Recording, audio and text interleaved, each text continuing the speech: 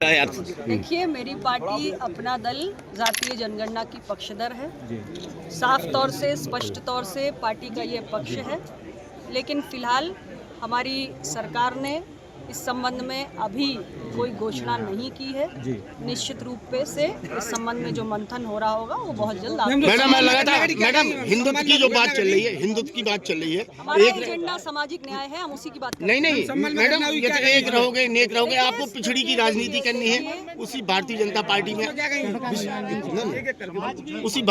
Party में आप शामिल हैं। उनने हिंदुत्व की बात की है और आपको पिछड़ी की राजनीति, आप हिंदुत्व की राजनीति करना चाहेंगी या पिछड़ों की? एक मिनट हो गई आपकी बात।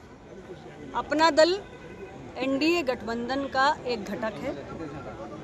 हर घटक दल की अपनी एक विचारधारा होती है। हमारी पार्टी अपना दल अपने गठन के समय से सामाजिक न्याय की विचारधारा को लेकर संघर्ष कर रही है। प्रधानमंत्री नरेंद्र मोदी जी के नेतृत्व में सामाजिक न्याय से जुड़े हुए एक नहीं अनेक फैसले किए गए हैं और सामाजिक न्याय के एजेंडा पर हम एनडीए में शामिल हैं। जहां तक विषय संभल की घटना का है, मैं मेरी पार्टी अपना दल की ओर से संभल की जनता से ये अपील करना चाहूँगी कि वो शांति बनाकर रखें और इस संबंध में किसी भी पक्ष को किसी के भी बहकावे में या भड़काने में आने की ज़रूरत नहीं है। ये पूरा मामला अदालत की निगरानी में है। माननीय उच्चतम न्यायालय ने इस संबंध में एक न्यायिक आयोग का गठन किया है। आयोग पहुंचा है। आयोग अपनी जांच, अपनी तफ्तीश कर रहा है। उसकी रिपोर्ट आएगी। ये देश कानून से चलेगा, संविधान से चलेगा। सभी पक्ष धैर्य का परिचय दें और अपना दल स्पष्ट रूप से ये कहता है कि जांच की जो भी रिपोर्ट आएगी, आयोग की जो भी फाइंडिंग्स आएंगी, जो भी दोषी है उसे बख्शा नहीं जाना चाहिए। मैडम, आपके पॉलिटिकल एजेंडे में सामान्य वर्ग का क्या रोल है? क्या कहेंगी? आपके पॉलिटिकल एजेंडे में सामान्य वर्ग का क्या रोल है? वो भी चल रही है। मैंने अपना बात रख दी और मुझे लगता है बहुत स्पष्ट रूप से। अब संभल के बाद अजमेर शरीफ की बात चल रही है सर्वे को लेकर। मैडम, भर्ती की सफलता के बाद नहीं तो 40 करोड़ के देश में कौन क्या कह रहा है, हर किसी की बात। आपके एजेंडे में सामान्य वर्ग का क्या रोल है? हमारी पार्टी सामाजिक न्याय की बात करती है। सामाजिक न्याय में पिछड़ा, सामान्य वर्ग का रोल क्या है? कुचला वर्ग जो है, हम उसके हक अधिकार की लड़ाई लड़ते हैं और जो भी हमारा सामान्य वर्ग का साथी अपना दल की विचारधारा से सहमत है वो पार्टी में आए और दबे कुचले वर्ग को मजबूत करने के लिए योगदान दे। उसका स्वागत है। एक रहेंगे, सेब रहेंगे, क्या कहेंगे आप इस पर? एक रहेंगे, पालिका में भी ओबीसी आरक्षण होना चाहिए।